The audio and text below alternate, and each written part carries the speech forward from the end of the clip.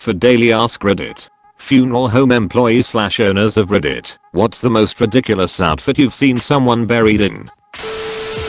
My first husband was an avid fisherman. His parents insisted he be buried in a suit, but his favorite outfit was a pair of khaki shorts and a yellow Bass Pro shirt. I asked the funeral director to put that outfit underneath the suit, and no one was the wiser. I put a couple of his favorite laws and his most well-loved pipe in his pocket. I don't doubt for a moment that the crematorium disposed of those items, but at least I knew I did right by him.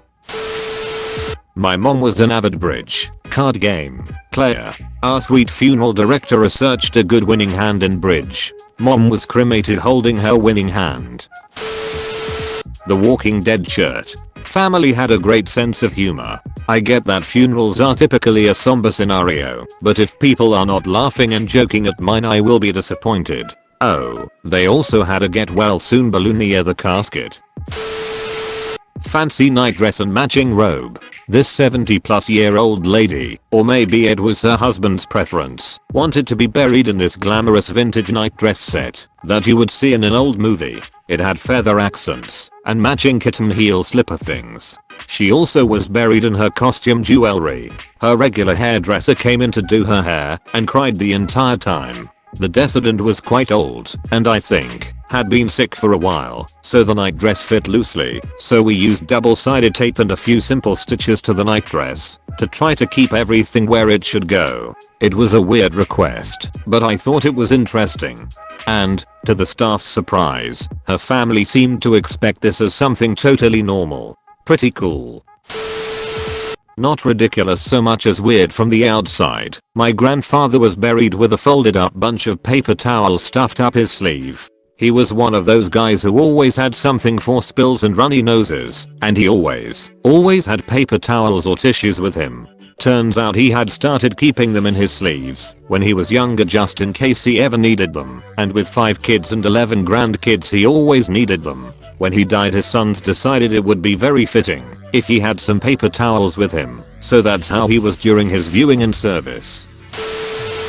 My grandmother was raised 70 HDA and believed in the resurrection. When my grandfather died, I laid out his best clothes and his dress cowboy boots, which he loved. My grandma hated those boots, so she said, "Oh no, they don't bury people with shoes on." So I acquiesced, and grandpa went into the ground in his socks. I'm sure she was worried she would have to spend eternity with him in those boots. It's one of my requests to have my shoes tied together when I'm buried. If my corpse ends up coming back to zombie terrorize society, I want people to have every advantage against my reanimated remains.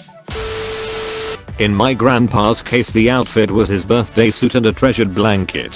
When my grandpa died a few years ago, it was his wish that he be buried naked and wrapped in his favorite blanket, a blanket that my grandma handmade for him decades ago. Thankfully, the funeral home was very understanding of his wishes and had him in the casket naked with the blanket around him for his viewing and subsequent burial. We did something similar with my grandpa. We buried him in his favorite flannel, jeans, and a ball cap, so he wasn't naked.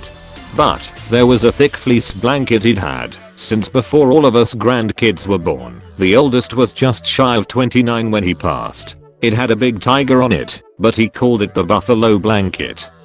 He wrestled with all of us on that blanket, and every kid that ever stayed at grandma and grandpa's jumped into bed with them at some point and was urged by grandpa to hide under the buffalo blanket. The Indians are coming. I know it's not appropriate now, but it was a different time. So, grandpa got buried in his favorite clothes, covered with the buffalo blanket.